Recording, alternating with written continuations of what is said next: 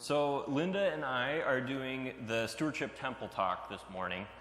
After Douglas got us started, and Linda and Tom, another Linda and Tom, talked about outreach and service last week, we want to emphasize the importance of evangelism and hospitality. We have a story to tell. And today at the Adult Education Forum, we will be gathering our stories together. The stewardship team will be leading a session and catching the reasons why you love and care for this congregation and the story you think we have to share with our community and our world. When Mount Zion is described in the Bible, it is a place where all nations gather together to celebrate the presence of a loving God. It is a place of forgiveness, of feasting, which is what Linda helps us do here, and of God's radical welcome. Mount Zion as a congregation practices God's radical welcome and seeks to create a community environment where all are safe and drawn into the stories we steward here. We are stewards of stories.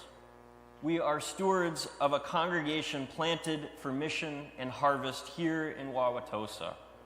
A congregation that has opened its arms to those on the margins. A congregation that has faced challenges and experienced new life and resurrection again and again as we celebrate our life together.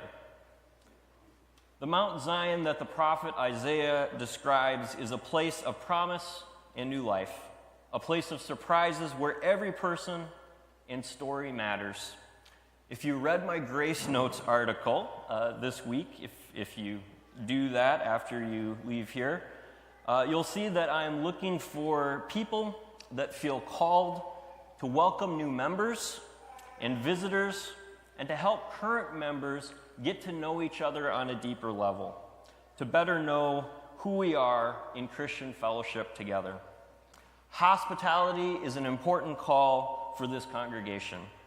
And it is through events like the Live Nativity coming up December 7th that we help share God's love for this world. And that's the most important story for all of us to share.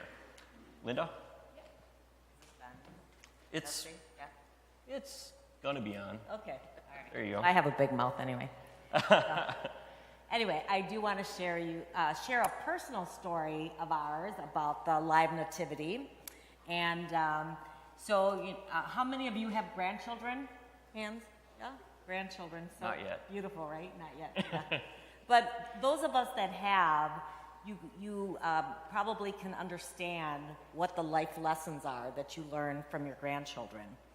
So for us, Steve and I, we volunteered for our first Live Nativity about 3 years ago. And Steve dressed up as a wise man, and I dressed up as a wiser woman. And we were really excited because our grandchildren was the first time that they were going to come, and our children were coming, and so we were really excited to be in character. And so our grandson at the time, his name is Nathan, was 3 years old, and he walked up, and although there were live animals, there were fire, all this, he only could focus on the baby Jesus that was in the stable. So the whole time he was here, he was so focused on baby Jesus. So my first lesson was, wow, a 3-year-old, he gets it. He's focused on baby Jesus. Well, after that night, everywhere we drove around in the community, all the churches, because it was around this time of the year, there were nativities outside. And he'd say, Grandma, Grandpa, baby Jesus. And I thought, wow, he remembered. But I thought to myself, what have we done to teach him about Jesus, about heaven and God? So it was around this time of the year. So of course for Christmas, Steve and I got him a Bible and books that we could teach him at a 3-year-old level because I wasn't even sure what to tell him. So the second was, we had a responsibility in our own family to teach our own kids about Jesus.